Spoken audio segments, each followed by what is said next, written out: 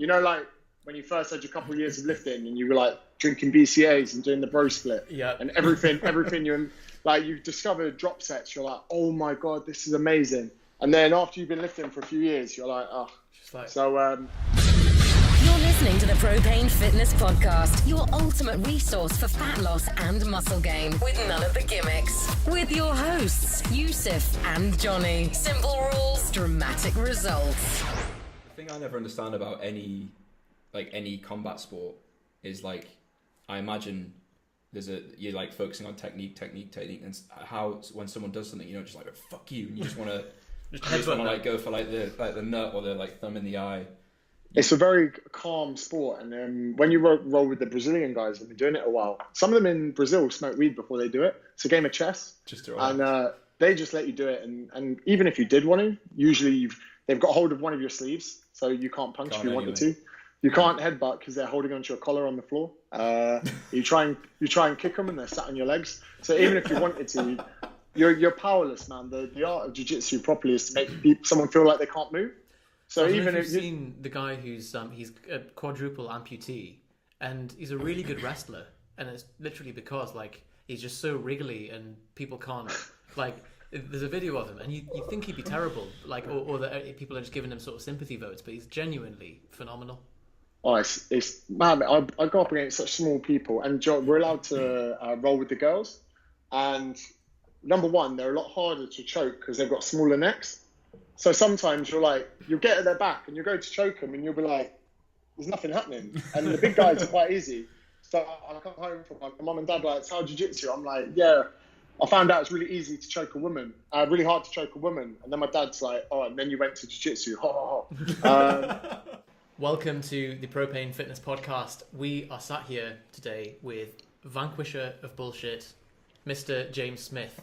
He's got more sass than knowledge, and we're very glad to finally get him on the podcast. Hello, James. Hi, bonjour. Thank you very much for having me on. Bonjour. So, the first question we had for you, we put out a post saying we're speaking to James Smith, and everyone wanted to know: would you rather that you're having sex with your dad and your dog walks in, or you're having sex with your dog and your dad walks in? Fucking hell. There we go. There's a question to get off the mark. Say. It's the most popular one. Everyone was asking it for you. Yeah. Which dog are we talking about here? Because I got several. Okay. Well, which is the one you find the most attractive, I suppose? That is the worst thing is that you have to visualize the actual predicament at hand to deal with the it. Mechanics of it. Yeah. Let's push that back to later on in the podcast because there's going to need to be some cognitive decision-making processes going on there. All right. Let that one sit for a while. Let it simmer. Yeah. Thank God. Should we ask James to introduce himself a bit first? Sure, yeah, James. Can you just tell us, for anyone that has been living under a rock, can you tell us a little bit about you, about your background as a PT, and what's been going on the last couple of years for you?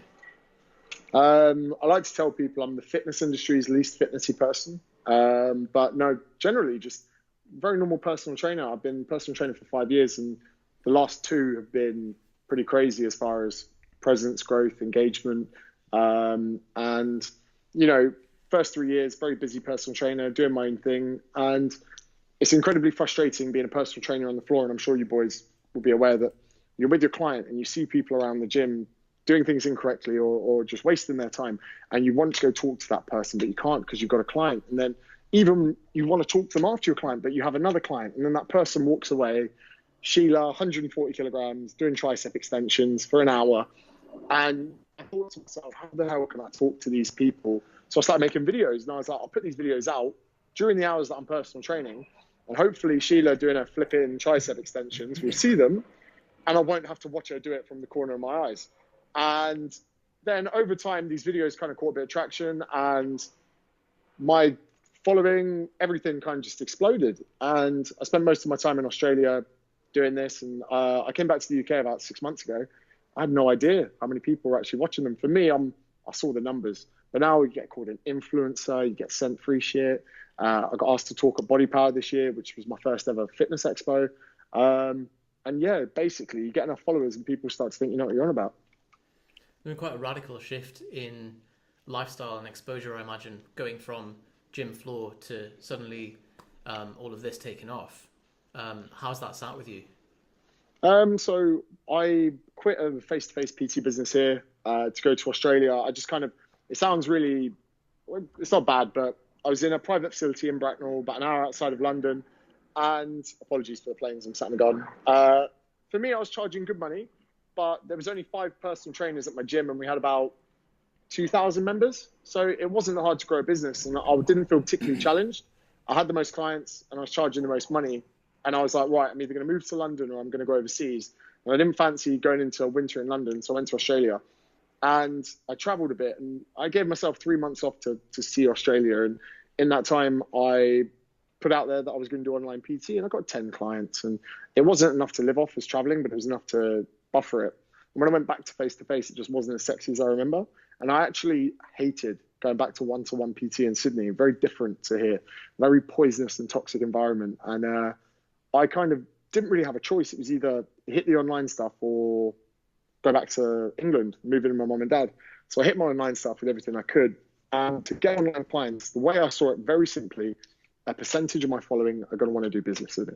That's as simple as I saw it. So I was like, I'm going to need engaging content. So I see the shares, I see the likes, I see the numbers.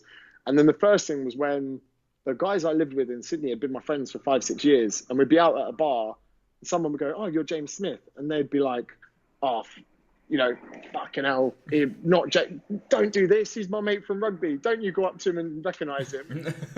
And then even to the point that my housemates would be like, fuck off, like as girl would come over. And then that kind of increased a little bit more. Then, little things, I'd go into Adidas store and someone would be like, oh, carb blockers. And I'd be like, what? She'd be like, oh, I've seen your videos. And even then I was like, it's fucking weird. I'm a personal trainer. I just put out funny videos. Then it came more and more and more. I had a girlfriend for a bit. We'd walk down the beach and people would be like, James Smith, you fucking legend. Give me high fives. I was like, this is actually crazy. I went to Brisbane on a night out and I was off my rocket.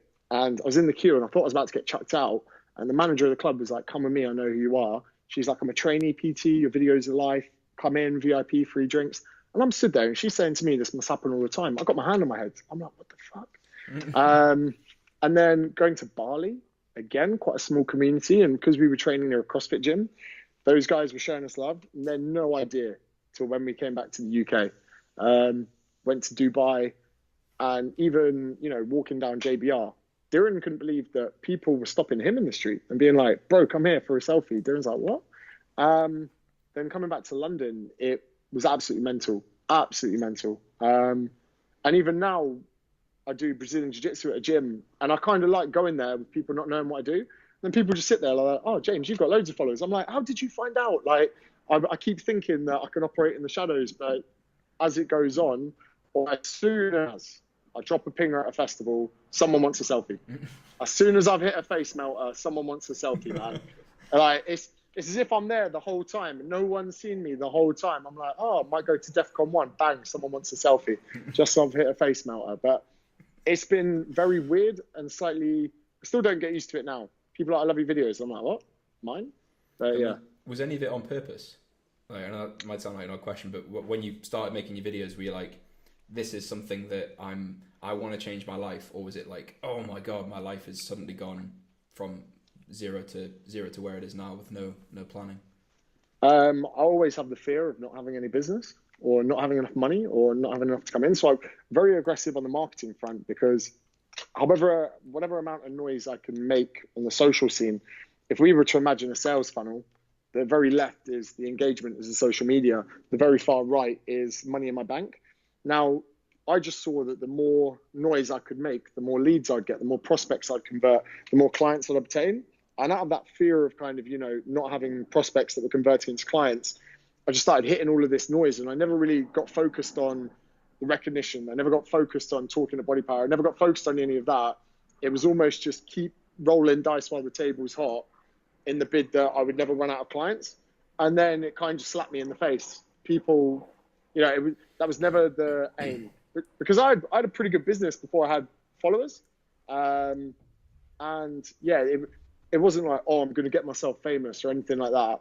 It was just about business. And then the rest kind of came. And this is something that I guess a lot of your messages are quite polarizing, and you said that you had this fire under your ass while you were traveling, that you had to just start creating some exposure. And a lot of the attention that you've talked about has been quite positive, but I imagine because it's quite a polarizing message, do you get... I know you don't refer to it as haters, but there are people that seem to follow you just to troll or just to give you a hard time, essentially. So do you see those people in person? Because we often find, on a much lower level, people coming up to us and so on, but they're always positive messages, whereas the keyboard warriors seem to be really meek when you meet them in person. Yeah, it's I've never had anyone say anything to my face, and I'm not sure how I'd react to it, really, if I'm honest. They're very brave behind the keyboard. They're very brave with their message. But you know what? I actually don't get that many, nor do I actually see it. And I actually kind of enjoy scrolling through my posts. And when I look through it, I'm actually looking out for them, just have a bit of banter with them.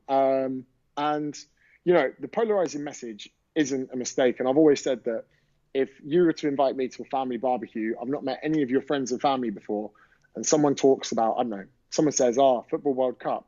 And I just stand up and I go, football's fucking shit. It's the worst sport in the fucking world. People diving around. Most of the time it's a fucking draw. Half your family would go, who the fuck is this guy? Who did you invite? But then a couple uncles and a couple nephews go, do you know what? We fucking like this guy. And I'd rather walk away from that barbecue with 4 people going, we like that guy, rather than 10 people going, yeah, he was nice. That's always been the message. And I say this to most personal trainers as well. They're so scared to polarize people. Little do they know, if they were to convert 1% of their Instagram following to clients, they would have to hire someone. Yeah. When you realize that, who gives a fuck if you're offending 90% of your fucking audience because you couldn't even handle one as clients? And everyone's like, guys, avocado is very high in vitamin K. Yay, everyone, fuck off, mate. You know what I mean? And everyone's like, oh, James, you're a bit polarizing. I'm like, yeah, that's the point. But no, as you said, if you've got a fixed percentage of people that will buy from you, then it doesn't really matter about the rest of the spectrum of people. So, and if anything, we found the most polarizing content we've put up seems to get the most engagement, and then you get comments and people arguing with each other about the content, and it generates its own momentum. It's it's a good as well, because you can actually polarize the people you don't want to do business with. So the biggest ones for me are vegans and keto, and not ripping into them. Well, I probably fucking will. Ketogenic. People probably haven't got a lot going on in their life. They want a cult to be a part of.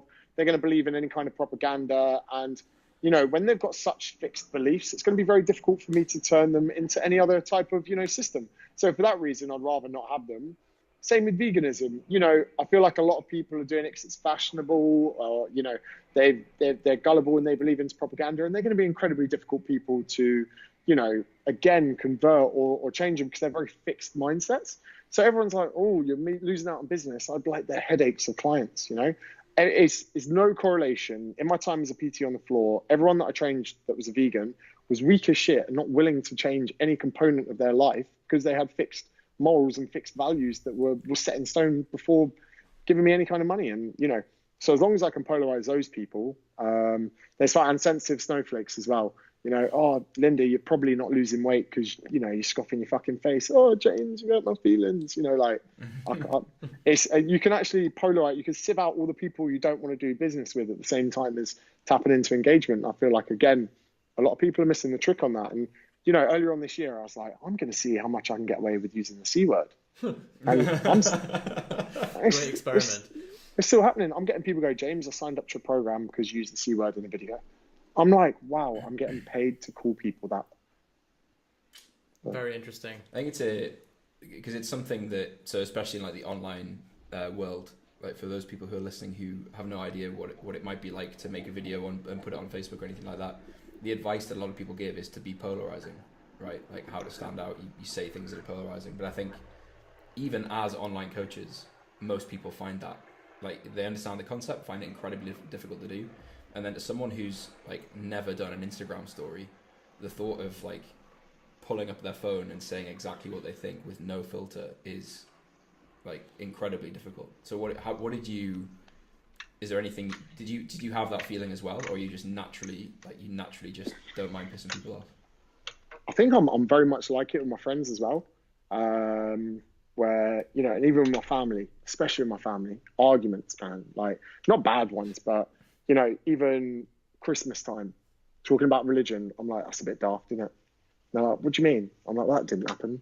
And, you know, like, I've always been like that. I remember in like RE, even at school, I didn't do very well at school, but a teacher would be like, you know, water into wine. I'm like, listen, sir, I just came from physics and biology, and I just don't think that this actually happened, you know. And I was always sat there in class, and I'd be like, "Oh, that's bollocks, isn't it?" And the teacher would be like, "Shut up," you know. Like, it's always been there.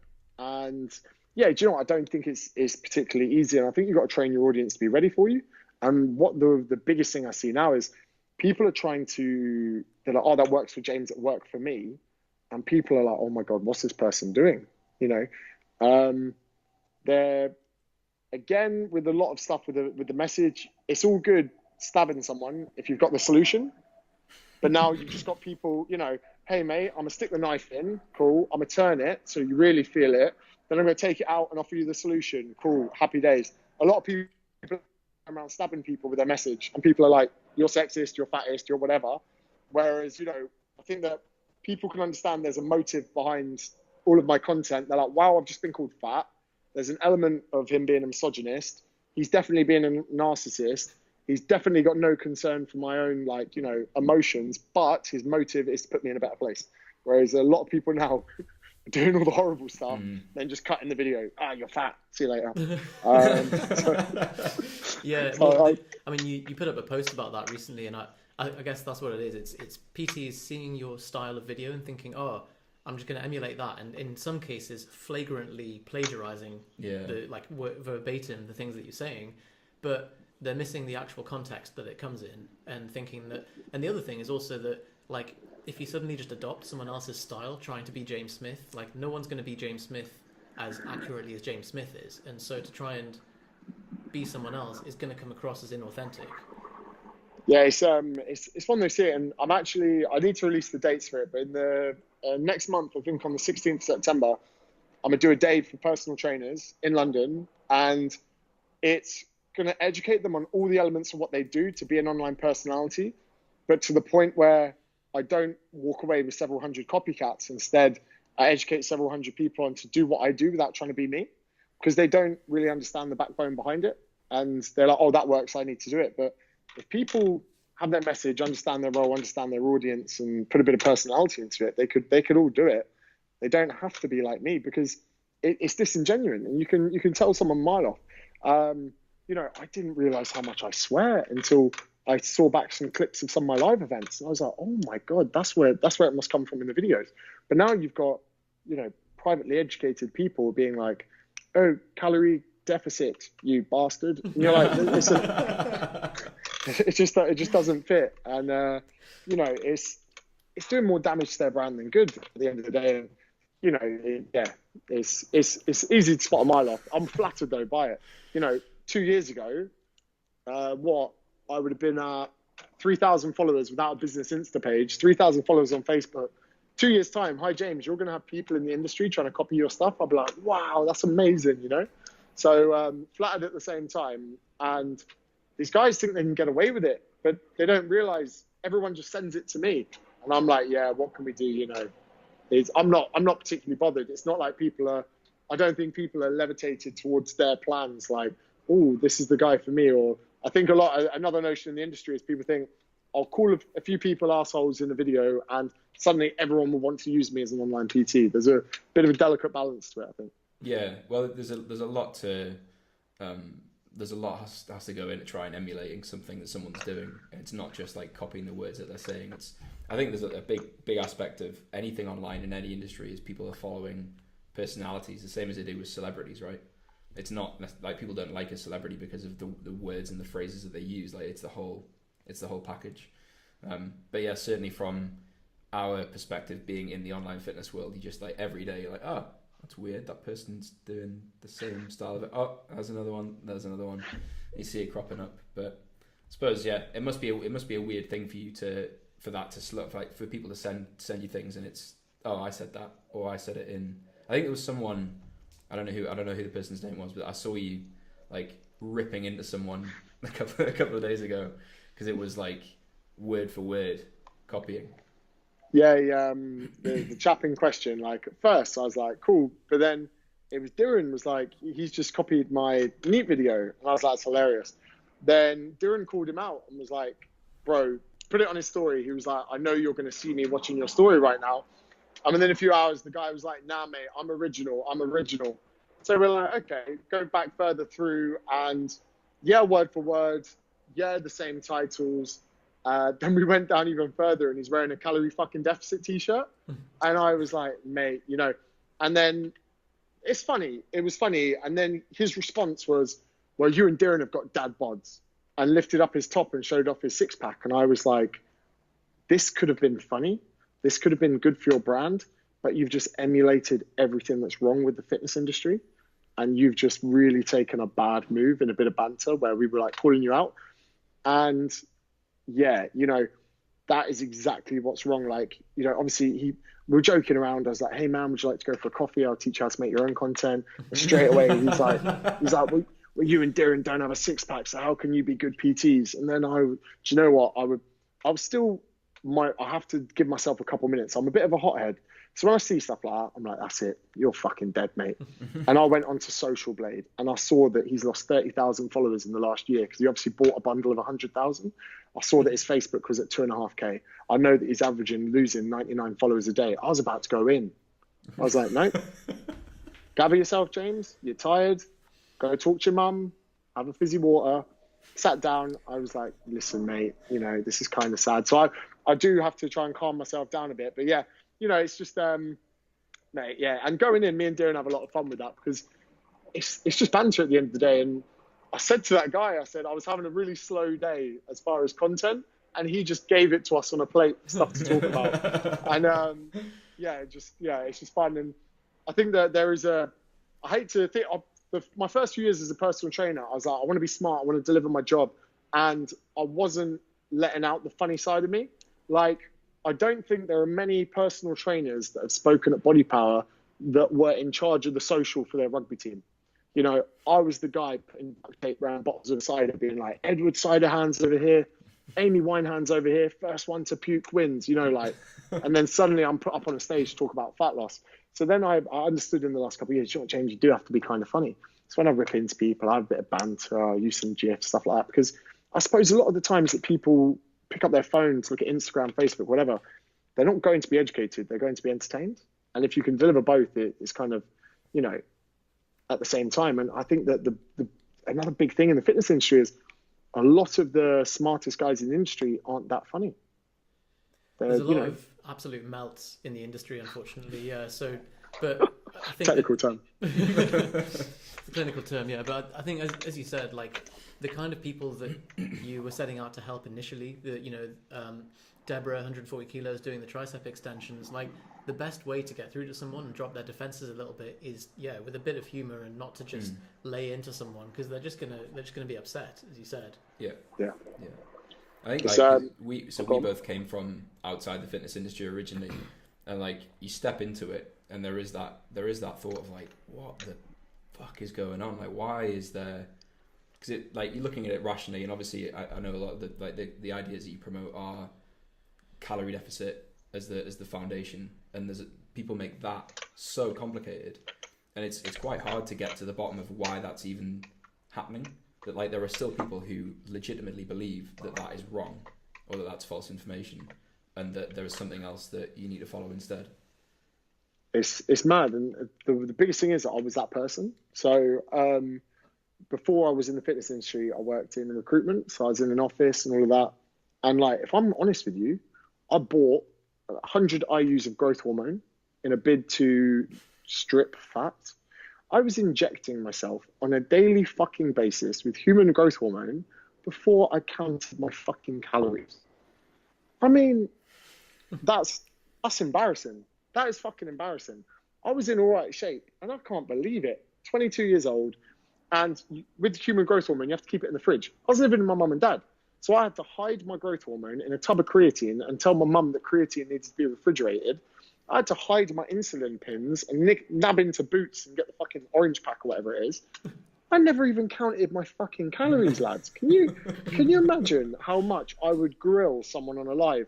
Hi, James, looking to lose fat. How's human growth hormone? I'd be like, you're a fucking idiot. That was me. I had BCAAs in my drawer, glutamine, L-carnitine, the lot. I rattled when I walked. And I overcomplicated it. I was like, I must need to train more. My intensity's not right. Thermobol. Remember that? Dude, Maximus Thermobol. I was taking Thermobol. I wasn't logging my calories. And do you know what's worse? I was having breakfast biscuits. I can't believe I've just said that on the podcast. Velveeta, fuck's sake. That's most important meal of the day. You know, fuck. I'm gonna lose 1,000 clients from that. I think the way most people do it is like sat at their desk, think, right, I need to build a bit of muscle. So like maximuscle.com, Cyclone, Pro Max, add to cart, like maybe get the bars as well. Whereas you thought, bollocks to that, growth hormone, like pull it, like turbo. Like, okay, let's look at the list of hormones. There's testosterone. I got that as well. I want to grow, so I'm going to get some the growth hormone. It's very smart to the old creatine in the fridge ones. Oh, and then then I moved on to testosterone, which I've done twice in my life, maybe 3 times. And again, I'm not advocating using it. I got bored with my training, right? And instead of undulating my periodization, instead of counting my calories, instead of changing my split, instead of upping my frequency, right? I inject and test anything twice a week into my fucking glute. You know, like, talk about using a sledgehammer to put in a nail. And these are an anabolic process. This is about becoming more jacked, becoming more bro. But, you know, in the fat loss world, people doing the exact same. It's like, and through that frustration of looking back at myself, I'm like, James, you were hiding needles from your parents in their own home in an attempt to do something that quite simply could have been done. You know, it's absolutely ridiculous. And because of that, I need to drill it into other people. Don't be as stupid as I have. Because at the end of the day, there's just no need. And it is so much simpler. And I think that even personal trainers, again, qualifications in the UK are fucking dire. To become a level 3, all you need is $3,000. And then, you know, basic understanding of fat loss is absolutely fucked. I had someone message me the other day going, hi, James, my GP's told me that as long as I have white fish and rice and veg for every meal, I'll lose fat if I drink it with water with lemon. I'm like, oh my God, someone spent 4 or 5 years at med school to give out that advice, you know? But yeah, it's fuck. Like GPs, yeah, 10% of them, cool. The rest, fucking hell, what fuckwits. I might be in my video for this afternoon. So let's go to war with moving GPs. towards being a GP. He's on his way. So I'm just going to before, leave now. He was telling me to have fish and a rice cake, and then rice cake and fish. Six times a day. I've seen that guy on the video. Yeah. So we have fish cake. Fish rice and cake. a rice cake. Captain He Cumbria. believes it as well, doesn't he? He really believes it when he's talking about it. But the thing is, we were in that same position, and I think, you know, we're the same age. Like you said, back when you were 22, there was less information available at the time with that stuff, and so looking back, like I think people who have got access to the kind of things that we're saying and that you're saying online, they're probably hearing that story and thinking, how could someone have such terrible judgment? But the fact is, like, the information wasn't available. There wasn't a clear prioritization of what's important and what's not. And so you have, like, at least for us, we had to have gone full circle, and we'd definitely been through the bro phase of having the 3 grams of glutamine 2 hours before training, and then it was all so precise. And like we were talking the other week about our post-workout drink that was genuinely 200 milligrams of caffeine, 100 grams of dextrose, 30 grams of whey hydrolysate, which tastes like vomit, like literally it was pre-digested, 30 grams of whey, and it was just the most horrible drink. But you drink it and you're like, I've got that post-workout sorted. You're drinking it like 7 p.m. as well, then you wouldn't sleep, but it doesn't matter. Doesn't matter because gains. Yeah, because gains, exactly. Anabolism. Oh, don't get me started on deadlifts as well, you know. Because I picked the bar up, I thought I could deadlift. And the worst thing, and this can be metaphorically translated into other areas of life, because I picked up the weight from the floor, I thought I was doing it right. And because I was getting stronger, I thought I was doing it right. because I was injecting testosterone. I really thought I was getting it right. Then my back goes, and I fucked my back to the point that I can't even lay on the beach now without my back aching after 10 minutes. So there I am, drive into the farm. Well, I go to the GP. GP goes, "You fucked your back." I'm like, "Cheers, mate. 5 years in med school to tell me what I already knew." Got prescribed some fucking diazepam. Drive to the chemist in my car that had bucket seats, which is the worst for a bad back. Get out of the car like a cripple. Phone falls out my hoodie pocket, smashes on the floor. Oh. So not only have I got a fucked back, not only am I at a pharmacy to pick up fucking heroin, but I've got a smashed iPhone that I've now got to go all the way down to the floor to get, which I then pick up. I'm pretty much crying by the time I get to the pharmacy. I then spend 2 weeks in fucking bed with heroin, diazepam, off my tits watching cartoons. And not once through that whole journey did anyone correct me on my deadlift form. And I thought I was doing it fucking right because I was getting stronger. And, you know, so many people think, well, you know, I've lost a bit of fat. This diet must be the best in the world. And, you know, everyone thinks I'm getting a bit stronger with my deadlift or my squat. I must be fucking squatting perfect. And it's only to get to that breaking point where in lifting it's injury, but in diet it's reversing back to old habits. So someone's like, "Oh, I couldn't stick to keto. Oh, I'm such a failure." No, you did something for a short period of time, but it evidently wasn't right because you reverted back to your old habits. But yeah, when people go, "James, what's your biggest deadlift?" I'm like, "Fuck off. Let's end this combo here. Let's put our dicks away, boys." Right? Well, yeah, Yusuf had a very similar thing happen with his back and deadlifting and just head against the wall. Exactly. I think like because we were competing in powerlifting, like there's no end point to powerlifting. You just keep lifting more weight and loading your structures more and more. And I slipped a disc and just continued training through the pain, you know, managing it until eventually I lost function of my left leg and sensation. And you're just like, okay, I think now that I've got some radiculopathy, I should probably consider that I've got some problems going on. But it's so easily done. Lost function in his left leg and then was about to then went on a meditation retreat for 10 days. So sat on my sciatic nerve for 10 days, which was the best thing to do when you've got a herniated disc and compression. But yeah, so it's all fine though. How was your headspace after that? Oh, phenomenal! Like the first couple of days, a lot of fear, a lot of tears, and then come out the other end a different person. There I am thinking like I've done 10 days of headspace, did all the 10 minutes. Yusuf goes and does 100 hours of meditation in 10 days. He's like, yeah, feel okay. So that's pretty mental. Yeah, I use headspace as like a sleeping pill. I've actually never survived the full 10 minutes. But, you know, if someone's like Valium, no thanks. I've got headspace. Hands in the arms, resting on the legs. That guy's voice is the softest voice ever. I know. And I'm laying there and I'm thinking, you're in someone's life, you know? Can you imagine that? Like, imagine him breaking up a fight at the pub. All right, guys. Everyone would end up crying, wouldn't they? Crying and hugging each other. Just sat on the side of the road, cars going by. They should send him to football matches. Stop the crowds.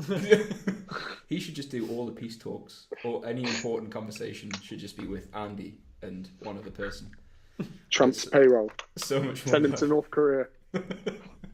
So it sounds like, James, we've both made quite a lot of errors in our fitness journey, I suppose, like training wise and diet wise, and had to have come through this the hard way, essentially, like having experienced the back pain, the BCAAs, the creatine in the fridge, thermoball, yeah, I remember that. How would you suggest? So let's say you've got Janice who's taken a daily aloe vera and acai berry. What would you suggest in terms of building your bullshit filter for somebody who is starting out in the industry? And are there any perceptual tools or anything that you can give someone that would say, here's how to filter out something that's going to be a scam and something that's not? Obviously, join the academy. No, I'm joking. I know what you mean. There almost has to be some kind of implemented bullshit filter. And I think that the big thing for me is, I've said this before, like, imagine we're here on the left, we are the consumers, Janice, Sheila, whoever's here. On the middle, we have the methods, and then on the right, we have the principle. So the furthest thing away from the consumer is the principle, which is energy balance, thermodynamics, calorie deficit, blah, blah, blah. Now, in the middle, intermittent fasting, keto, slimming world, Weight Watchers, 5-2, veganism, fucking, not eating after 6 p.m., all these methods here, if we just put them down for a second, I think that the biggest thing that people should be taught at fucking school is the principle and how it all works. And when they understand the principle, they no longer get confused by the method. And then someone goes, put some acai berries in front of someone. Oh, I understand the principle. That's bollocks. Exogenous ketones. I understand the principle. Anything comes, boom bod. Well, what's that? An appetite suppressant. I understand the fucking, the principle. So rather than, me trying to go to battle with every single fucking method would be like, that shit, flab jab shit, boom bob shit, fucking, nose plug-in for fat loss, that shit. I can't keep up with it. So instead, the whole mission just has to be about educating people about the principle. And it does get boring. Calorie deficit, calorie deficit, calorie deficit. But when they understand that, they then develop their own blinkers to all this bullshit in the middle because they understand how it works. They're like, oh, okay, so tell me more about your keto vegan diet. And people are like, oh, yeah, we do this. And they're like, well, it must elicit fat loss through a calorie deficit or it wouldn't. So, rather than focusing on the methods and going to war with them, which I do enjoy doing, the focus has to be on the principle. The focus has to be on the education in that area. And then they don't need to be told or warned off or, kept at arm's length from anything else. And there are a lot of people in the industry who do not like that approach because they make a lot less money. Cookbooks that don't contain macros, not naming names. I wonder who do you think he means? I don't know. The person in question, I've said this before and I'll say it again, he's either incredibly fucking smart or incredibly fucking stupid, and neither are acceptable, because he's either so fucking stupid that he's never really understood how this fundamentally works, or he's so fucking smart he knows exactly what he's doing. And for me, right, my morals aren't that great. I've done things I'm not proud of, especially on rugby buses, but I, as someone who works in the fitness industry, I only want someone to buy from me once. And I want them to buy from me once. I want them to be fucking happy. The amount of people on the planet, like I said to you before, if 1% of my following does business with me, I'm crippled. So knowing that, I only need someone to buy from me once. And these people, these charlatans, they're getting people to buy in and buy in and buy in. Not only is it great for their business model and their profits, but it means that if this person sold their first product 4 years ago and they're selling one now that's completely different, that's 4 years that someone, the consumer in question, has not got what they paid for, or they wouldn't still be buying shit. And it infuriates me because, if someone wants to buy a subscription model like Netflix or something like that, that's fine. But all they want is entertainment. This is people's health. It's their self-esteem. It's their fucking confidence. It's the clothes they put on. It's turning the light off every time they fuck. It's only wearing black. It's doing that fucking thing that when they stand up, they pull their top down so that their muffin top doesn't show. 4 years people are having to suffer so someone can make a profit from it. And that's the most infuriating part of people being kept at arm's length. So to go back to your question, we can't educate people to know what's bullshit and what's not, but what we can do is educate them on the method and on the principle even, and get them to understand that in so much detail that nothing ever will confuse them again. It's a really good way of putting it as well, because even reasonably intelligent people, if you don't give them a principle and they're just firing in the dark with methods, most people haven't got the mental energy to dedicate to looking at why, is this going to work or not? And they just have to believe the seller of the program or the diet or whatever. And of course they've got that agenda to keep you on it. And as you said, it gains them continuity purchases and keeps them spinning their wheels and therefore maintains them as a customer.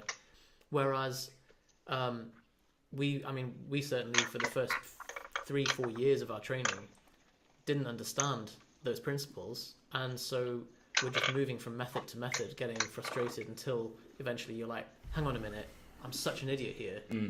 It all, like everything else, falls into place once you understand where things fit in the wider context. I'm about to embarrass myself again. I did Insanity with Sean T. James. Dig deeper. Fuck's sake. I thought I was going to be shredded, man. I did that every single day. I left sweat patches on my mate's front room carpet. And 6 weeks of very, very hard hit. And did I lose any fat? Did I fuck? Do you know why? Because I was still hitting 2 for Tuesdays. I picked up the nutrition pamphlet and I thought, fuck this. I'm getting shredded with Sean T. It's at uni. I didn't lose a fucking pound. I just lost an hour of every day. and my washing rotation was fucking on so high. I genuinely thought that was going to get me in shape. Like, yeah, and there was never talk of calorie deficit. There was never talk about counting calories. It was so focused on the workout. And Insanity is fucking £100 for like 4 workout DVDs.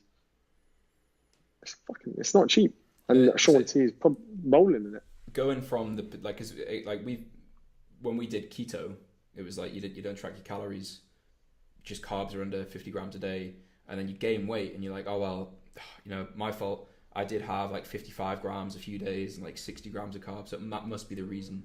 And you just get put myself out of ketosis. That was but because you're like fresh into the world of I've decided I want abs, I want to look a bit better. So you almost believe the first person you hear, and if that happens to be like Dave Asprey or Joe Wicks or whoever that is promoting something that is purely profit driven, then you have to unpick that person's thinking. I think that's probably what there isn't enough of in the fitness industry. There's too much fighting both sides without considering what you're saying, which is that ultimately the reason why one side is even able to exist is because people don't understand the principles. And if people did understand the principles, it wouldn't even be a thing that it's drink this tea to lose fat, because it doesn't make sense. And funnily enough, I had a bit of a heated debate with someone. They're like, but James, I've lost so much weight on keto. And I was like, are you in a state of ketosis? She goes, yes. I went, how do you know if you're not tracking your food? She goes, I don't count my calories, James, but I do track my macros. I went, out of interest, could I please, see your macros? She was like, here they are. I was like, I've just times your macros by the respective calorie amount for each macronutrient. And I said to her, 449. And I was like, you're eating 1,020 calories a day. Mm-hmm. This is why you're losing fat. She was like, I don't understand what you're on about, James. And I was like, oh God. I was like, you know what? You stay where you are. You keep doing what you're doing. I can't help you anymore. It's mad. And like you say, put someone 1,000 calories a day, it must be the ketosis. Mm. It must be the fats.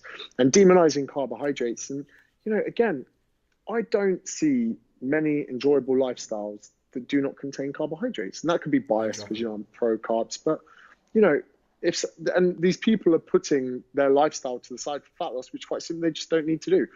Quote unquote, during cartel, I've had a McFlurry every night this week and I've lost fat. And I'm like, do you know what? That is what life should be. Quite simply. Because they're great. I mean, that's another problem in itself, is that once somebody starts to get some success with a massively roundabout program, like eating 1,000 calories of keto and attributing it all to the keto, then it's very hard to shake that mindset, because they're like, well, I've lost fat, so the proof's in the pudding. And you're like, well, yeah, but I'm not counting calories. Like, yes, you are. You're just not writing down the number, but you're still so. Your grandparents have macros. Your dog and cat and fish have macros. Everyone has macros. Yeah. Just because you're ignoring it doesn't make it not true. But yeah, we have this thing, which is that the way it feels to be on a low carb diet. The reason that people are all right with it is because it's difficult, and people associate to get to look like that, it's probably difficult, otherwise everyone would look like that.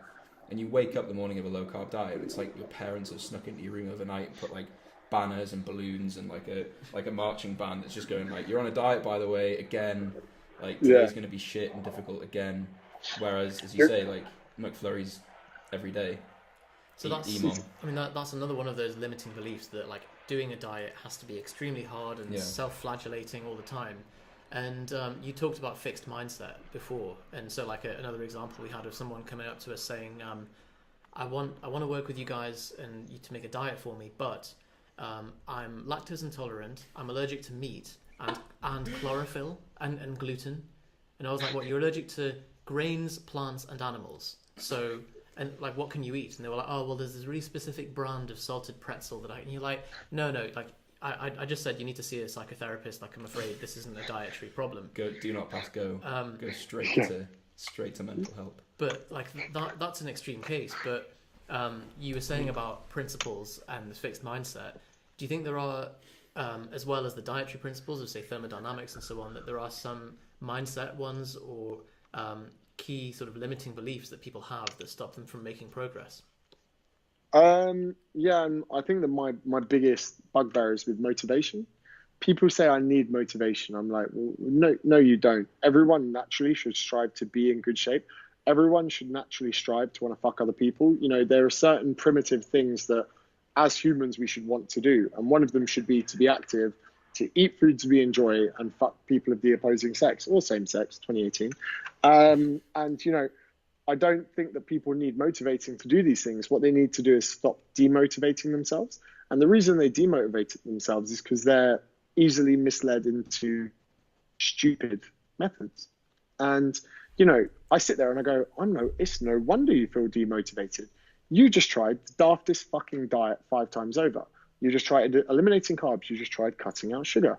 You just tried doing this. I'm not surprised you feel demotivated. And they go, James, I need motivation. I'm like, no, you need to stop being so fucking daft. And I think that, you know, everyone's in this kind of mindset, oh, I need someone to push me. Oh, I need someone to get me to the gym. You don't. You just need to stop doing foolish stuff. The amount of people that go, James, I've cut out all sugar. I'm like, whoa, before we go any further, that's stupid, you know? And when you take these stupid concepts out, stupid training, fasted cardio, you know, people doing too much training and they can recover from. I need to I need to go for hot cupping. I need to go for acupuncture. I need to go for a massage therapist. No, you need to sit the fuck down and do a few less training sessions. Feeling demotivated because they didn't go to the gym every day. Mate, you're 42, you're pretty fucking fat. You can't recover from more than 4 sessions a week to do 4 sessions a week. So I think that, you know, my headspace mindset guru kind of inner, you know, hippie would be like, you don't need motivating, you need to stop demotivating yourself so much. Because people are literally throwing so many barriers in front of themselves and wondering why they're getting down about it, you know? I think it's tied to people thinking that like weight management's just something they're going to have to do for 8 weeks and then it's done. Like you don't feel motivated to like brush your teeth or go to work or like do anything that people do every day. But that's because you're understanding like when I get a job, I'm gonna have to do that every day. So I better pick a job I don't hate and all that sort of stuff. So like if you accept that whatever diet you start, whatever approach you start is something that's like, this is it for the rest of my life. I think the person who picks keto is genuinely like a lunatic. Like just someone who is like, I'm willing to not eat carbs for the rest of my life. That's fine. Like it's like replacing your bog roll with sandpaper. It's like, I'm going to wipe my ass with sandpaper for the rest of my life. Like, is it going to do the trick? Yeah, probably it is. But I don't think it's something you'd want to do for the rest. It's far more expensive to buy meters of sandpaper every week at your grocery shop. You have to take it with you as well. You have to have a little mini roll of sandpaper in your bag with you. Everyone's like, why have you got sandpaper? You're like, well, I'm doing this special thing that means I have to wipe with sandpaper every day. I bought this book that teaches you how to do it, and it's a whole system. And to be fair, it would put you off pooing, which would put you off eating, which could create a calorie deficit. There we go. So, you're onto something there, James. I think we're gonna have to trademark that and release it as a new protocol. Sandpaper diet. Done. Tonight's video. So I think we the only question remaining now that you've had some time to simmer about the which is the most important one. Yeah, the dog situation. Well, actually, no. There was one other question. Points for anyone who asked this, but it was, how are you? That's not the full question. It was like, how are you so sexy, James? Yeah. I wonder who asked that one. Don't know. My answer to that would be occupational hazard. Occupational hazard. I've even grown a mustache to try and not be so sexy. Just try and pull it back. Try and hide yourself. I was just bored one day in Bali, and I was like, I'm gonna trim off all my facial hair apart from the tash, and see if Darren notices. And I sat there, and for about an hour we were doing work, and then he looks at me and just goes, "Bro, what the fuck is that on your face?" And then after about an hour, he was like, I like it. And it's just become like a bit of a running joke now. I just find it funny. And do you know what? Polarizing again, loads of birds are like, get rid of it. But there's a small amount that are like, they're like, James, that does it for me. I recommend you boys to try it. So I grew a beard and Jonny didn't even notice. 6 months later, he was like, you've always had a beard. It's like, yeah, that is unfortunately the truth. But beards creep up on you though.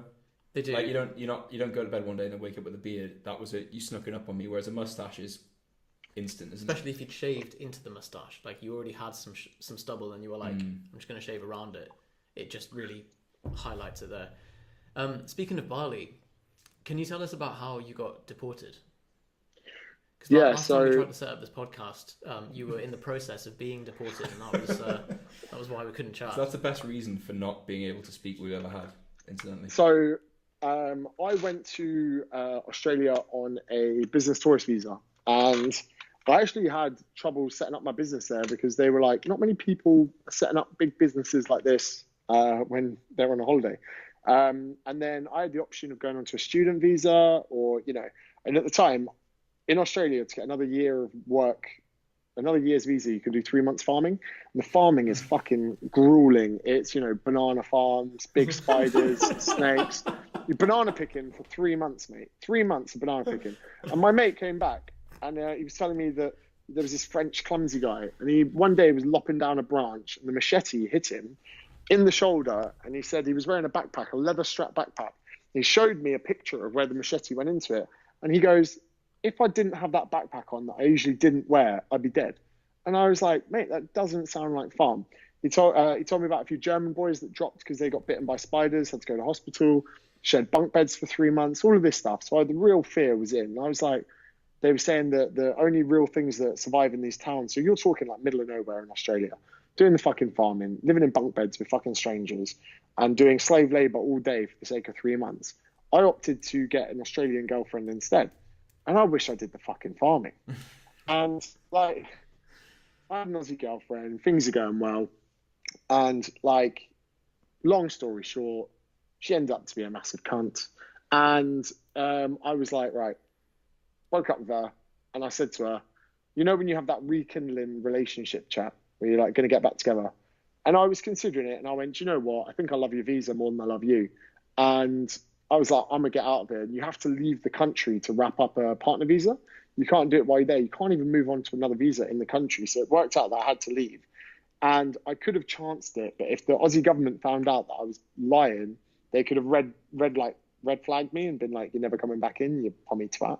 So I had to leave. And I went to Bali. Did you say to her, I love my visa more than I love you? No.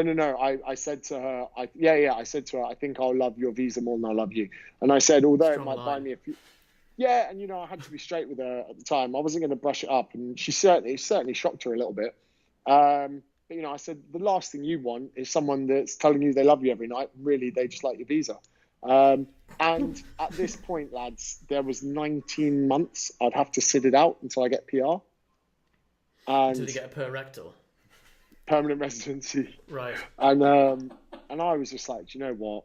Deport me. I can't be bothered with that. 19 months would also be a PB relationship length. So I was like, you know what? I'm going to get out of here. I'm going to go to Bali. Be good to go see my family and that. And in the last couple of weeks, I managed to secure another visa without her. So, happy days, really. I'm a lot happier now than and I managed to get away without doing any farming. Buzzing. Pretty extreme to make people do banana farming just to get them to stay. Do you not know about this? You have to do rural work. So you get a year, and the whole idea is that you get these English and Irish people loving their time in Australia so much, and they go, hey, fancy doing slave labour for 3 months? I know an Irish fitness model that's just gone off to they call it an eggplant, we call it an aubergine. Just got to pick them for 12 hours a day and put them in boxes.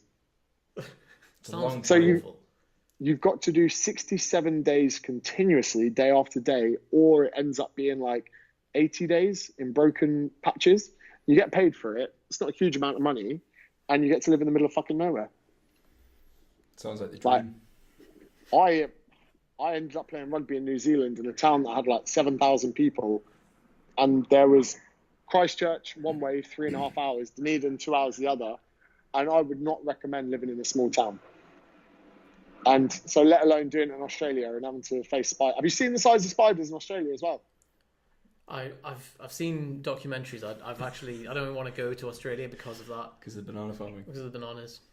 The Australian women are much worse than the spiders, but still, you'll be in for a shock with both. What we're talking, like, compared to an average human fist? A huntsman, the first one I saw was the size of my hand, open. Jesus. But then they're the ones that are harmless, and actually, when you see them in your house, you're not supposed to kill them because they kill the bad ones. So they actually eat other spiders. Then one day I was like, right, I'm going to fucking get this spider, a little one. Went for it. My ex was like, that's a white tip. That'll fuck you up if you don't kill it right. I'm like, fucking hell. The little ones are dangerous. The big ones are not. And the big ones, the female ones, jump at you if you get too close to them. Oh, great. So, Absolutely great. But like I said, out of all these experiences, the Aussie girlfriend was the worst. Wow. Really? Okay. So, worse than a spider that jumps at you if you get too close to it. Give me 10 spiders. wow. Okay. So that's quite a review. Like on Trustpilot, what would you give her out of 10? Would buy again, or would request a refund? For Christmas service. I think that, the most important rules to life: 1, calorie deficit; 2, hips don't lie; and number 3, never trust girls. Very good closing thoughts there. Axioms to live by. Yeah, for sure. Like it. James, it's been an absolute pleasure chatting to you. Dog or dad? Dog or dad? I can't win. Dog, innit? I can't win. Can you imagine if I admitted to that? I've got enough vegans on my case as it is. Next thing, James Smith, misogynist, sexist, Bestiality. racist, fucking, next thing they're going to call me a gay basher, because I use the word gay incorrectly in a marketing email. Fucking misogynist. And then they're like, oh, and he likes to fuck animals. Brilliant. Let's give that to the vegans, shall we? Yeah, in front of his dad. Fucking, so I'm going to have to reserve my Fifth Amendment right to remain silent. What would you do, Yusef? Dog. Why dog? I don't know, just this. It's dog won't remember, but then your dad's involved either way. So it's hard to get around it. It's like an episode of Black Mirror, this. I know. One day we're all going to end up in that situation. I did see there was something recently which was the most flagrant anti-vegan thing I've ever seen, which was a guy eating a bit of raw beef at a vegan. Did you see that? Good man. Just fearless, absolutely fearless. I've got good friends of mine that host cheese festivals. So, a bit of banter, they do Prosecco festivals. So cheese lovers can unite and enjoy fucking cheese together. These guys turn up with signs saying cheese is rape. Really? Now, wow. A bit extreme. And again, if I was to get and collate some rape victims, I would probably bring them to the front of the cheese festival and there'd be another dispute altogether. Do you agree Yeah, do you agree this is on the same wavelength? No, I didn't think so. But yeah, it's fucking even a bit excessive. Even trying to go down their line of thinking, how would it even be rape? Well, and also, I strongly disagree with the keto lifestyle, but I'm not going to turn up to a keto meeting and get in there and be like, no, don't do it. I just put a few videos out on social. If people want to do it, they want to do it. But yeah, absolute madness. Fight from behind the screen. It was like in Edinburgh a few years ago. There was an act of terror, which was someone put a slice of bacon on the mosque door handle in the Edinburgh Central Mosque, which cooked or raw. Raw. Wrap easier, wouldn't it?